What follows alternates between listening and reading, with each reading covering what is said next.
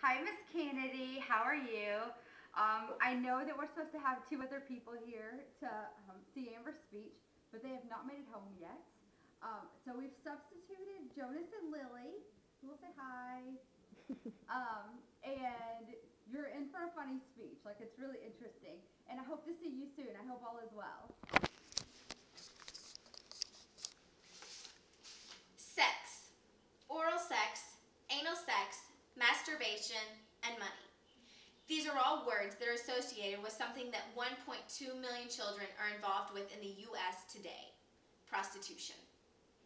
Prostitution is one of the world's oldest professions. According to Webster, prostitution is the act or practice in engaging in promiscuous sexual relations in exchange for money. The word prostitution came from the Latin word prostare, meaning to sell oneself in public. Solon is supposedly the first person who bought and sold prostitutes in general use. Under Solon's rule was the first time that prostitution tax appeared.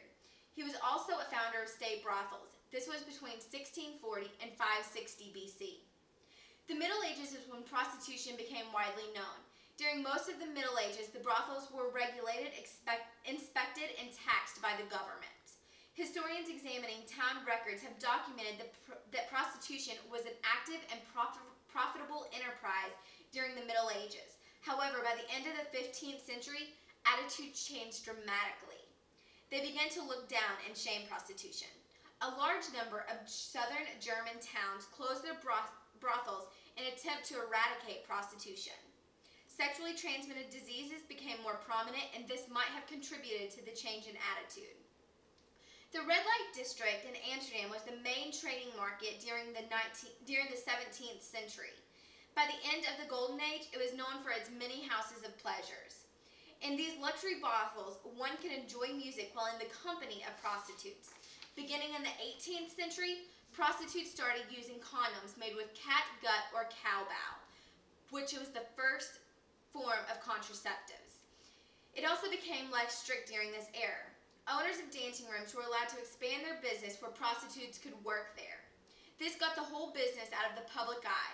During the 19th century, legalized prostitution became a public controversy as France and the United Kingdom passed the Contagious Disease Act, which made suspected prostitutes undergo a mandatory pelvic exam twice a week.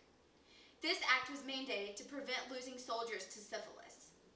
The exam stayed until after the French period. In 1911, a law was set banning all brothels. However, this did not put a stop to prostitution.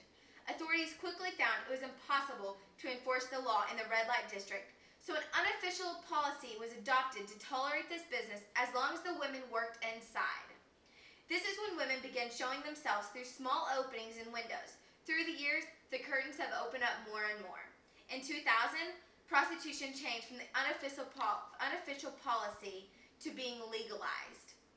In the United States today, prostitution exists anywhere from expensive New York penthouses to Nevada's legal brothels to the streets of Philadelphia, Reno, and what I see every day, Orlando. The people range from children, single moms, college students, housewives, teachers, and drug addicts. They make anywhere from $20,000 to $20,000 in just one night. Prostitution can be separated into three broad categories: street prostitution, brothel prostitution, and escort prostitution. Punishment for prostitutes and their customers, also known as Johns, vary widely from state to state. Anything from 15 days in jail and or a $100 fine to 1 to 3 years in jail and or $25,000 fine. Punishments for pimps and brothel owners range from up to 30 days and a $200 fine, or 20 years and a $125,000 fine. Prostitution is a public order crime, a crime that disrupts the order of a community. Statistics show that 15% of all men have paid for sex, and 30% of single men over the age of 30 have paid for sex. Anywhere from 74,000 to 100,000 arrests in a year are directly associated with prostitution. In our society, you can drive down most cities and see prostitutes walking down the street, waiting on someone to take them to a hotel or simply do their job in the back seat of the client's car. In Washington, D.C., there's a gay escort company called Tops, and they charge $150 an hour for male escorts and $250 an hour for transsexuals. In New York City, escorts can charge anywhere from $1,000 to $2,000 per hour. The agency takes 40 to 50%. The average age of entry in this occupation is 14 to 16 years old. The average mean age is 31. Most prostitutes are in the business for 11 years, and 84% of prostitutes have been or are currently homeless, and the majority of them were sexually abused as a child. Ann Lower, a former prostitute and stripper, said this: "I felt like I couldn't go anywhere. I couldn't function socially as a human being. And when I did go somewhere, I felt like everyone knew what I used to do for a living. I felt dirty, cheated, disrespected, violated, and a worthless individual to society. I didn't know who the Annie was anymore. I often wanted to end my very own life. This is a battlefield of the mind, and if you don't get out and get help, you will lose your very own soul and go completely insane."